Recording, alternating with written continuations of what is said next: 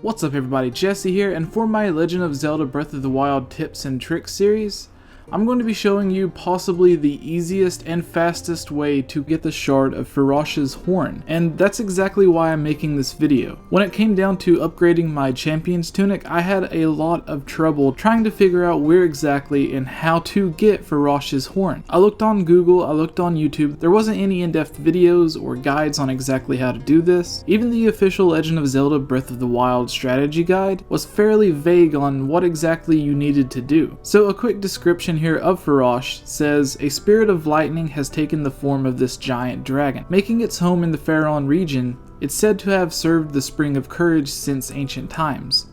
An old saying goes, the dragon ascends to the heavens as the sun begins to set, but nobody has seen this in the current age. The electricity that coats its body makes it dangerous to get near. But Farosh bears no ill will toward people. It has common locations like Hylia and Lake Floria, recoverable materials unknown. So that isn't completely true. We already know what kind of materials you can get from it, the most important piece right now being a shard of its horn. And how exactly you do this is pretty simple. So we all know where the Temple of Time is. So if you go out the Temple of Time, turn to your right, and look towards the Bridge of Hylia, you'll see a tower in the distance. This tower, directly across the lake, is cleverly named Lake Tower. So you want to warp here, as I did, fly down here to the top of the Bridge of Hylia. If you don't have the tower activated yet, you can easily find your way here. We can see the Temple of Time there in the distance. So we drop down. We want to get out our wood. What you'll be doing is basically flying beside this dragon and shooting it directly in the horn. Not the head, not the body, not the mouth, the horn. It rises from the far side of the lake closest to the Temple of Time, a few seconds after morning begins. So you want to take out your wood, as I am doing right now, place it down, get a fire arrow or some kind of weapon that will allow you to catch it on fire, set it to morning, wait for the game to load back up, keep looking toward the Temple of Time, and you will see the dragon rising straight from the water. We can see it right there coming out. It'll circle around these small islands to our left.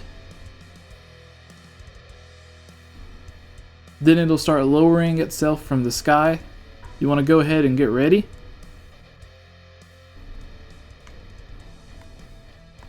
This works best with normal arrows because bomb arrows and other arrows are kind of weighted down, and you want to be as accurate as possible. This is one of the harder dragons to get a horn from because it's much thinner and smaller than the other dragon's horns. It's kind of funny how I actually came across this dragon the first time. Before I knew any of these quests existed in the game, I was coming out of the Temple of Time after getting a new heart container, and as soon as I turned the corner, I seen this massive dragon taking up most of my screen, just casually flying around, and I thought the game couldn't get any more epic. So we see the dragon flying towards us right here. You want to wait until it's not too far off. Fly up in the air. It's okay if you don't have this ability yet. When the dragon gets close enough, he'll be able to create winds that'll make an updraft for you. You want to fly somewhere close to where he is, shoot in the horn. You see the glowing spot, it shoots off into the lake. This time it landed on the bridge. Be careful not to be touched by the dragon. It may not kill you, but it will take a few hearts. So we can go over, grab the shard of Farosh's horn, and then we can look up in the sky, and you'll see that he actually goes through a portal, possibly to another location, to another dimension. Wherever he's from, he goes and returns to it. You can see the portal opening up right here, and he just flies through it. Now you can only get one body part from the dragon at a time, so you'll have to repeat all of this in order to get a second shard of its horn, which is pretty simple. It's raining right now, so our wood at the top probably won't work. You want to make sure you have enough pieces of wood and enough arrows to actually do this. If it's your first time, it will likely take a while. You can get lucky, as I did, and get it on your very first try. So if you need more wood, go chop down a tree,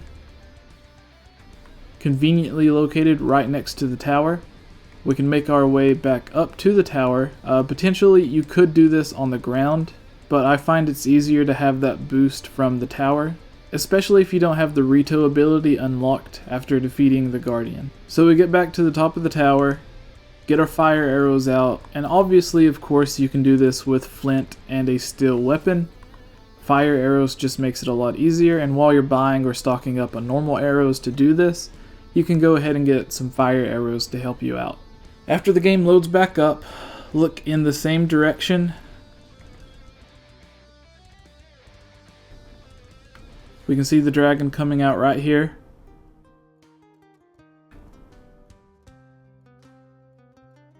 I'm sure it does spawn in different locations, but this is just the easiest that I've been able to find, and I was able to get the shard of all 3 of the dragon's horns within just a few hours, and that includes doing shrines and other quests in between. So leveling up all of your gear won't necessarily take that long. The hardest part of this is actually just the timing. Waiting around for it to get close enough. It does fly at about twice the speed that you do, so if he passes you up or you miss your chance, running toward it or trying to glide to it really won't help out that much. So we see it's getting in place once again, jump in the air, fly toward it. We're a little bit too high, so we'll try to make our way towards it. You want to get close enough so that you don't miss. Here's good enough. We're using our fire arrow.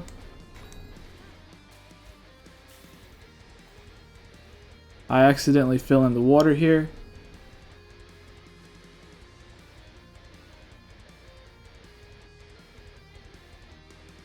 You want to make sure you see where the shard actually flies off to. I actually lost one because I wasn't able to find it. This piece fell off whenever I fell in the water, so I wasn't able to directly see it, but we can see where it's at. So we'll go ahead, put on our Zelda Tunic, so we can swim there as quickly as we can.